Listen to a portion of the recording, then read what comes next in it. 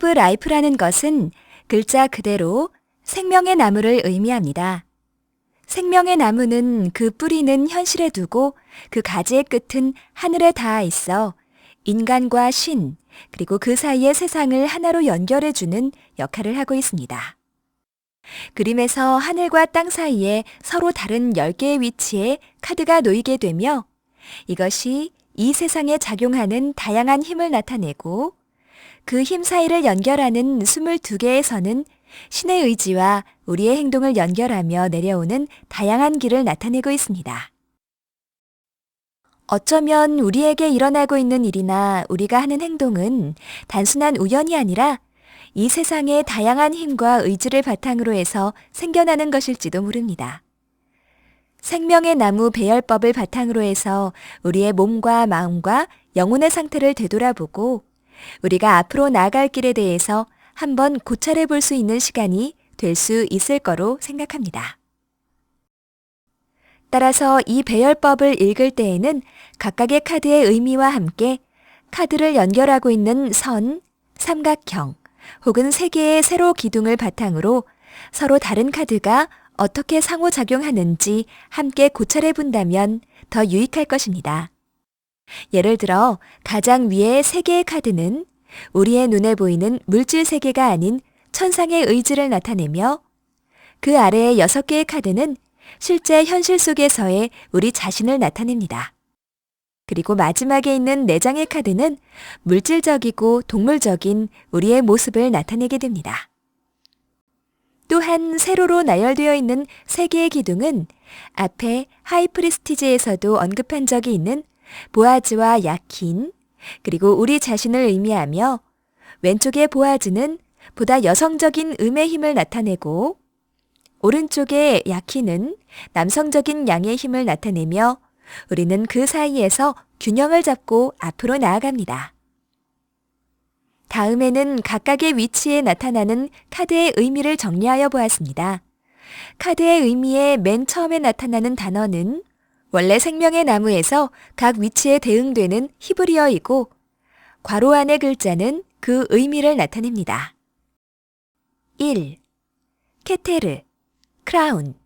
첫 번째 카드는 생명의 나무에서 가장 하늘에 가까운 꼭대기에 놓이게 됩니다.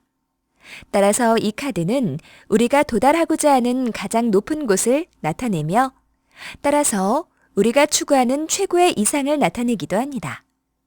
혹은 우리가 현재 마주하고 있는 문제의 근원을 상징적으로 나타내기도 하는데 특정한 현상으로 정의되기보다는 눈에 보이지 않는 어떠한 상태를 나타내는 것일 수 있습니다. 이 카드를 해석하는 것은 1번 카드 그 자체의 의미를 해석하는 방법도 있겠지만 다음에 두 카드와 함께 묶어서 현재 우리에게 작용하고 있는 외부의 힘이나 상황이 어떤 것이 있는가를 생각해 보는 것도 도움이 됩니다. 2. 호크마, 위즈덤. 두 번째 카드는 지혜입니다. 이 카드가 의미하는 것은 생활의 지혜라는 의미보다는 존재하지 않은 것으로부터 새로운 것을 창조해내는 힘을 의미한다고 말할 수 있습니다. 단순히 머리가 좋거나 창의력이 뛰어난 것과는 달리 우리가 의식하지 못한 저편에서 갑자기 떠오르는 새로운 영감을 주는 힘으로 생각하는 것이 좋을 것 같습니다. 지혜라는 일반적인 단어가 주는 느낌과는 달리 더욱 남성적이고 추진력을 가진 동적인 힘으로 볼 수 있습니다. 우리 외부에 작용하는 힘 중에서 우리가 직면한 문제에 긍정적이든 부정적이든 적극적으로 개입하고 있는 상황은 어떠한 것이 있나요? 3. 비나, 언더스탠딩. 세 번째 카드는 이해입니다. 두 번째 카드가 비교적 동적으로 새로운 것을 만들어낼 수 있게 하는 영감을 사람에게 준다면 이 카드는 이렇게 떠오르는 아이디어를 실제로 만들어내는데 필요한 과정을 구체적으로 그려내는 힘을 나타냅니다. 1번에서 3번까지의 카드는 생명의 나무의 최상단에 위치한 힘으로 우리가 직접 만지고 보고 들을 수 있는 힘은 아니지만 우리에게 영향을 주는 힘을 뒤에서 조절하고 만들어내는 힘입니다. 따라서 이 세 개의 카드는 우리의 현재 상태를 지배하고 있는 상황을 나타냅니다. 현재 우리에게 영향을 주는 수동적인 영향력에는 무엇이 있나요? 4. 헤세드, 머시. 이제부터 나오는 카드들은 우리가 보고 듣고 느낄 수 있는 세상의 힘을 나타냅니다. 다시 말해 실질적으로 우리에게 영향을 주는 힘입니다. 이 중에 첫 번째 카드는 단순한 영감이나 관념이 아닌 실제 세상을 구성하기 위한 규칙과 법칙을 나타내며 안정된 구조와 규범을 상징하는 남성적인 카드입니다. 그와 동시에 이 카드는 사랑과 친절을 상징하기도 합니다. 이 세상을 구성하는 규칙은 감정 없는 논리가 아니라 따뜻한 마음을 바탕으로 하고 있음을 생각해야 합니다. 이제는 주변의 상황에서 눈을 돌려 우리 자신의 내부를 들여다보아야 할 때입니다. 우리에게 규칙은 그리고 사랑은 어떠한 의미인가요? 5. 게브라, 스트렝스. 다음의 카드는 힘을 나타내는 카드입니다. 규칙이나 규범은 세상을 만드는 하나의 청사진을 보여줄 수는 있겠지만 이를 바탕으로 실제로 세상을 움직이려면 힘이 필요합니다. 이 카드는 4번 카드가 만든 법을 바탕으로 판단하고 행동하는 힘을 나타냅니다. 물론 메이저 아카나의 스트렝스에서와 같이 이러한 힘은 단순히 물질적인 힘뿐만이 아니라 정신적인 힘을 바탕으로 해야 합니다. 우리는 우리가 믿고 있는 신념을 행동으로 옮길 수 있는 의지가 있나요? 그리고 그러한 생각을 실제로 구현할 힘이 있나요? 6. 티페르트, 뷰티. 이 카드는 전체 배열의 한가운데에 위치하여 하늘의 의지를 땅으로 전달하여 주는 핵심적인 역할을 하고 있습니다. 6번 카드는 주변 모든 힘과 직접 연결된 카드로 서로 다른 힘 간의 조화를 의미합니다. 또한 이러한 조화를 통해서 나타나게 되는 진정한 아름다움을 상징하기도 합니다.